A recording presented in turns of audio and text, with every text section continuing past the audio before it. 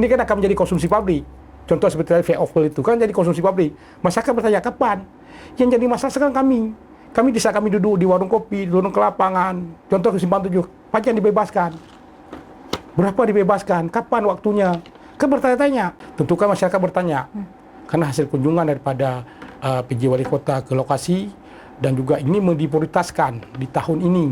Di tahun ini tentang penataan daripada Simpang 7 itu sendiri. Sehingga Simpang 7 ini merupakan simpang yang sentralistik terhadap perekonomian. Dan sampai hari ini kami lihat belum ada tanda-tanda itu. Saya kemanapun undang saya datang, termasuk ke PESTEM. Jadi PESTEM ini juga kita apresiasi sebuah media mengadvokasi terhadap kepentingan masyarakat. Apa hal yang dianggap itu menjadi sebuah kejanggalan diminta klarifikasi. Dan lebih terakhir bahwa kita berharap kepada PJ Wali Kota fokus pada arahnya kemana.